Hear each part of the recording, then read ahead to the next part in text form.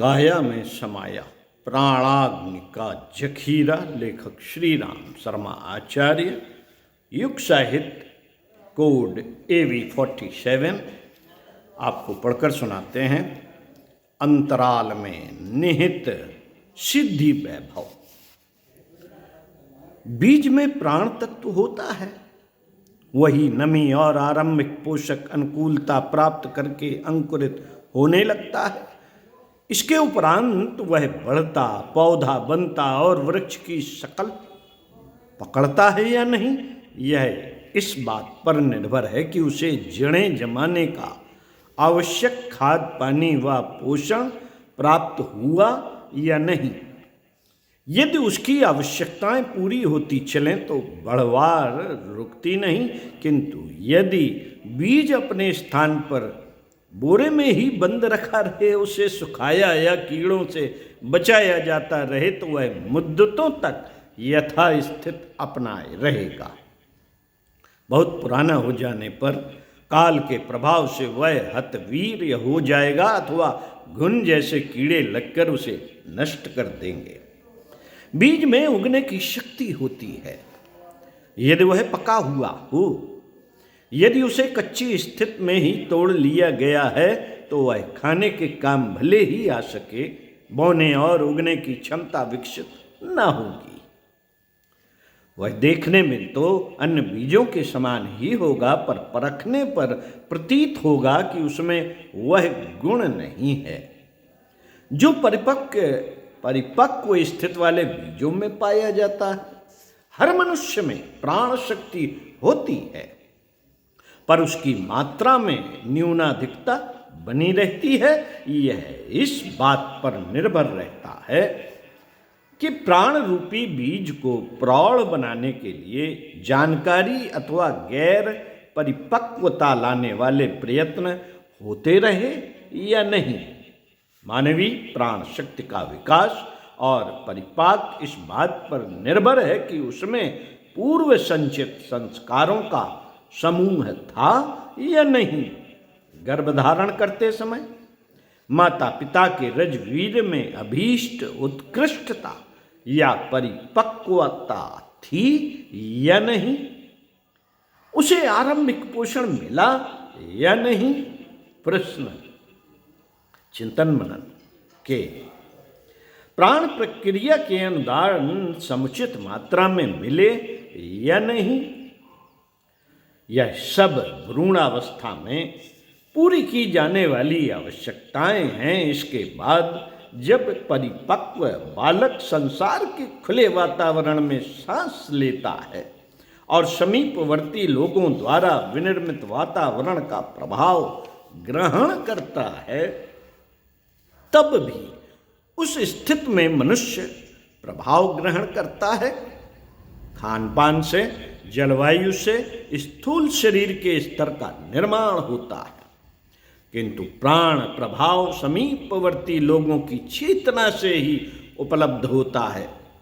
खोटे और ओछे लोगों के संपर्क से व्यक्ति स्तर की दृष्टि से ऊंचा नहीं उठ सकता, पर व्यक्ति में जो प्रतिभा पाई जाती है, विशिष्ट स्तर की विशेषता देखी जाती है, वह इस बात पर निर्भर रहती है कि संपर्क वातावरण में किस स्तर की जीवट एवं क्षमता विद्यमान थी।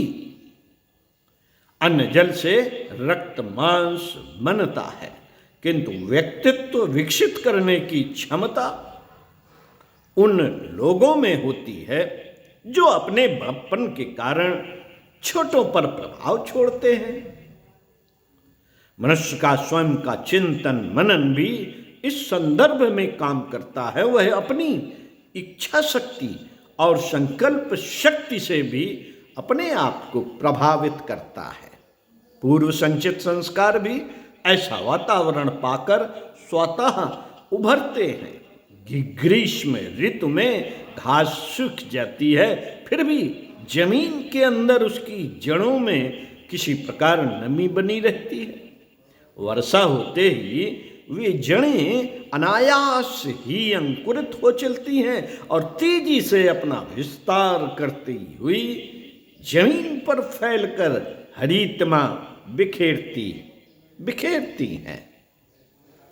यह सब वे कारण हैं मित्रों, यह सब वे कारण हैं जिनके बलबूते विशेष साधन न बन पड़ने पर भी मनुष्य का आत्मबल विकसित स्थिति में देखा जा सकता है और उसे सिद्ध पुरुषों जैसी विभूतियां अनायास ही प्रकट होती हुई प्रकाश में आती दृष्ट गोचर हो सकती हैं। कई व्यक्ति योग, तप, साधना, अनुष्ठान जैसे कृत्य प्रयास न करने पर भी सूक्ष्म विशेषताओं से संपन्न पाए जाते हैं। यह उपहार उन्हें जन्मजात रूप में भी मिलता है अथवा नितांत बचपन से आगे बढ़ती हुई दृष्टिगोचर होने लगती है। यह अनायास का प्रकटीकरण भी संयोगवश नहीं होता। उसके पीछे ऐसे कारण सन्निहित होते हैं जिन्हें घटनाएं या प्रयास तो नहीं कहा जा सकता, पर अदृश्य और अविज्ञात कारण ऐसे होते हैं जिनके कारण कुछ विशेष व्यक्ति अपने में चमत्कारी क्षमताएं प्रकट करते हैं, किंतु उनके साथी पड़ोसी उन विशेषताओं से वंचित बने रहते हैं। प्रयत्न करने पर तो उसका लाभ कोई भी उठा सकता है। साहित्यकार, संगीतज्ञ, शिल्पकार, चिकित्सक, इंजीनियर आदि विशेषज्ञ अपने में ये विशेषताएं अभ्यास द्वारा अर्जित करते हैं। पहलवान व्यायामशालाओं में, विद्वान पाठशालाओं में, शिल्पी कारखानों में आवश्यक अभ्यास करते हुए समयानुसार सुयोग्य बनते हैं। किंतु आश्चर्य तब होता है जब प्रशिक्षण के अभाव में अथवा स्वल्प प्रशिक्षण के सहारे किसी की प्रतिभा अनायास ही फूट पड़ती है। उदाहरण के लिए मोजार्ट 8 वर्ष की आयु में ही संगीतज्ञ बन गए थे। मोजार्ट 8 वर्ष की आयु में ही संगीतज्ञ बन गए थे। पास्कल 12 वर्ष की उम्र में प्रख्यात गणितज्ञों की श्रेणी में गिने जाने लगे थे। 13 वर्ष की किशोरावस्था में वुडवर प्रसिद्ध कलाकार बन गए थे। संत ज्ञानेश्वर ने 16 वर्ष की आयु में गीता का भाष्य किया था, तो सिख धर्म के प्रवर्तक गुरु नानक देव 10 वर्ष की छोटी अवस्था से ही भावपूर्ण शब्द की रचना करने लगे थे। इन प्रतिभाओं को देखने पर मोटी दृष्टि से सुयोग, संयोग, भाग्य, वरदान आदि समझा जाता है, पर वस्तुतः उस अनायास के पीछे भी कारण होते हैं। भले ही यह प्रत्यक्ष घटनाक्रम सामने आया हो या न आया हो। प्रयास अभ्यास तो कई लोगों का सफल होता है। मनोयोग पूर्वक कड़ा परिश्रम करने पर तो कालिदास और वरदराज जैसे मूर्ख समझे जाने वाले व्यक्ति भी उच्च कोट के विद्वान बन गए। सैंडो और चंदगी राम ने अपने गए गुजरे स्वास्थ्य को ऐसा बना दिया कि उनकी गणना विश्व के मूर्धन्य पहलवानों में होने लगी। अमेरिका का जैक प्लाटिन पिछले दिनों कई वर्ष तक कैंसर से पीड़ित रहने के उपरांत जब किसी तरह रोग मुक्त हुआ तो वह पहलवानी पर उतर आया।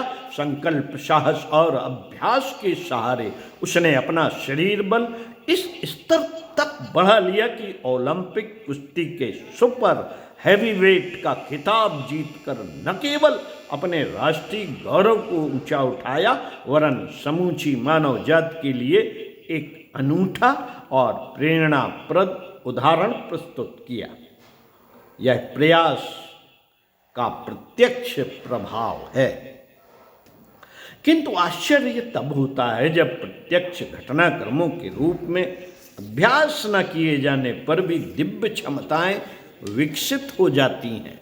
विश्व में ऐसे अनेक व्यक्ति हुए जिनमें यह प्रतिभा जन्मजात रूप में विकसित पाई गई है। हॉलैंड का क्रोशेट नामक बालक बचपन से ही भविष्यवाणियां करने के लिए विख्यात था। उसके द्वारा किए गए भविष्य कथन 100% सही उतरते थे। इज़राइल का यूरी गेलर अपनी अतीन्द्रिय क्षमताओं के लिए प्रसिद्ध है। भविष्य दर्शन की विशेषता के कारण संसार भर में जिन लोगों ने विशेष ख्याति अर्जित की है उनमें एंडरसन, शेम वाइनजोन, पीटर हरकाउस, हैंस क्रेजर आदि के नाम प्रमुख हैं। नेस्ट्राडोमस तो अपनी भविष्यवाणियों के लिए विश्व विख्यात हैं ही। फ्लोरेंस से स्टर्नफेल्स नामक 8 वर्षीय बालिका में दिव्य दर्शन की क्षमता अनायास ही फूट पड़ी थी। इसका पता लोगों को तब लगा जब उसने सदियों पुरानी टूटी फूटी एक कब्र के खोदे जाने की न केवल तिथि व समय बता दिया था, वरन उसमें सोए हुए व्यक्ति का नाम भी बता